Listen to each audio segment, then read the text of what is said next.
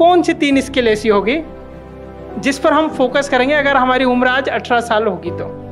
आज 18 साल का हूँगा तो रीडिंग के साथ साथ एआई को कैसे इस्तेमाल करूँ, मैं उसके ऊपर काम करने की कोशिश करूँगा।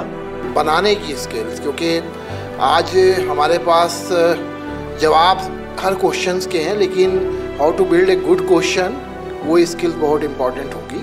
दूसरा पॉजिटिव रिलेशनशिप बिल्डिंग, नेटवर्किंग की स्किल्स।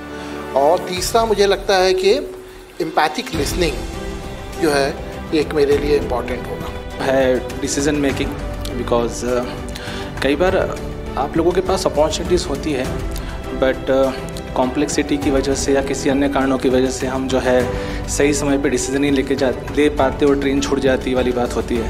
तो decision making is one of the key thing. यही होगा कि मिस्टेक ज़्यादा करनी चाहिए, रिस्क ज़्यादा लेने चाहिए और जल्दी फेल हो जाओ, जिससे कि पता चल जाए नहीं ये यहाँ पे नहीं चल रहा है तो नेक्स्ट अब क्या करना है वो हमें समझ आ जाए। 3 स्किल एक्वायर करनी है तो सबसे पहले मैं करता wellness skill, and it covers physical, mental, spiritual, social, economical, environmental, all kinds of aspects जो सब जरूरी हैं। एक वर्ड में यदि ये स्किल आपके अंदर है you will become the younger one already, है ना। जी मेरा सवाल जो आपसे है वो ये है कि क्या गैप है हमारी स्किलिंग और एंटरप्रेन्योरशिप वाले? Thinking is the main thing, I think that is a gap in the education system.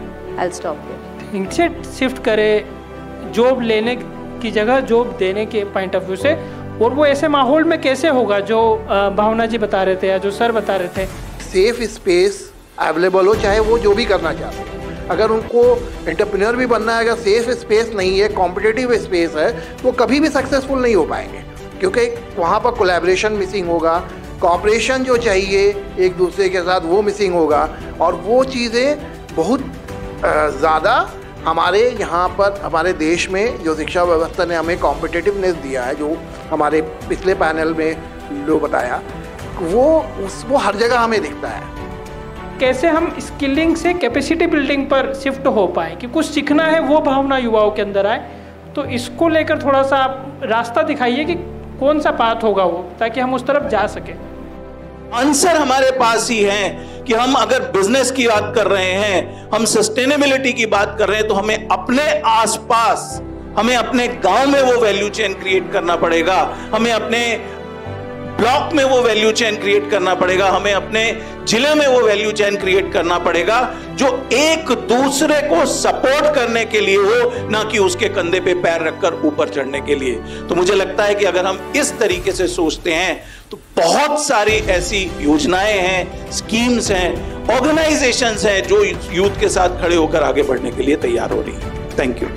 अगर हम इतनी सारी चीज़ें कर रहे हैं तो कहाँ पर गैप आ रही है, जिसकी वजह से हमारी इस बारे में बातचीत भी हो रही थी कि जिसकी वजह से जो हो रहा है गवर्नमेंट में और जो ग्राउंड पर जा रहा है वो पूरी तरीके से पहुँच नहीं पा रहा है। लेने के लिए हो, चाहे एंटरप्रेन्योरशिप से रिलेटेड फाइनेंस की बात हो, ट्रेनिंग की बात हो, टेक्नोलॉजी की बात हो, या और कोई भी इश्यूज है। दूसरा एक्सेस का भी एक बड़ा रीज़न है। रीच जो है ना, वो लास्ट माइल डिलीवरी जिसको हम कहते हैं ना, वहाँ तक रीच नहीं है डिपार्टमेंट की, सिविल सोसाइटी ऑर्गेनाइजेशंस की, और रियल यूथ या रियल टारगेट बेनिफिशरी को शायद वो भी नहीं खोज पाता जो इम्प्लीमेंटर है। समटाइम्स एलिजिबिलिटी क्राइटेरिया के रीज़न से भी ये डिस्कनेक्ट हो जाता है, और एक फॉर्मेलिटी और कॉम्प्लेक्सिटी के कारण भी एक डिस्कनेक्ट बन जाता है।